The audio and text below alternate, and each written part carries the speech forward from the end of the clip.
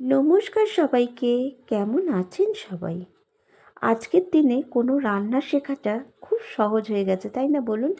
ইউটিউবে আমরা একটা রান্নার রেসিপি খুঁজলে তার কিন্তু হাজারটা রেসিপি বেরিয়ে যায়। যাই হোক, এটা মেথি শাক। আমি মেথি শাক কিন্তু জীবনে প্রথমবার রান্না করব। আর সত্যি কথা বলতে প্রথমবার আজ আমি খেয়েছি। শুনেছিলাম মেথি শাক খুব তিতে হয়, তাই ভয়ে কোনো দিনও রান্নাও করিনি আর খাইও নি। আজ হঠাৎ করে দেখলাম বাজার থেকে মেথি শাক তুলে এনেছে, বলছে শীতে নাকি সবাই কিনছে, তাই উনিও কিনে নিয়ে চলে এসছে। তাই এবার অগত্যা রান্না তো করতেই হবে। যাই হোক, মেথি শাকগুলোর আমি পাতাগুলো নিয়ে নিয়েছিলাম, নুন জলে 15 মিনিট ভিজিয়ে রেখেছি। এবার কড়াইয়ে দিয়েছি সর্ষের তেল। হ্যাঁ, এই রান্নাটা কিন্তু সর্ষের তেলেই করতে হয়। তারপর বেগুনগুলো বেশ ডুমো ডুমো করে কেটে সর্ষের তেলে আমি নুন হলুদ দিয়ে বেশ লাল লাল করে ভেজে নেব। এবার তেলে দিয়ে দেবো কালো জিরে আর কাঁচা লঙ্কা ফোড়ন।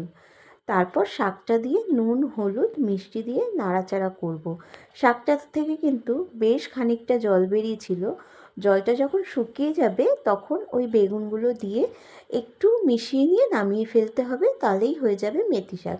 আচ্ছা, আপনারা বলবেন তো এটা কি ঠিক রান্না হয়েছে, নাকি মেথি শাকটা আরও কোনোভাবে রান্না করা যায়?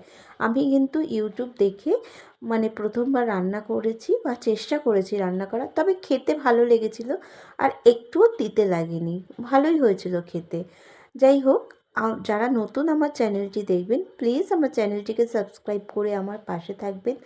যারা আমার চ্যানেলটিকে সাবস্ক্রাইব করেছেন তাদেরও অনেক ধন্যবাদ।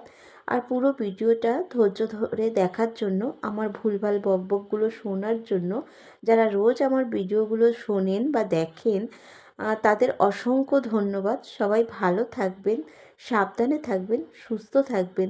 দেখুন, শাকটা কিন্তু আমার প্রায় হয়ে গেছে। বেগুনগুলো দিয়ে এবার পুরো মিশিয়ে নিয়ে আমি নামিয়ে নেব। আপনাদের আজকের রান্নাটা আমার কেমন লাগলো সেটাও জানাবেন। যদি কোনো রান্নায় ভুল থেকে থাকে, আমি তো কোনো দিনও করিনি, সেটাও জানাবেন। সবাই ভালো থাকবেন। নমস্কার।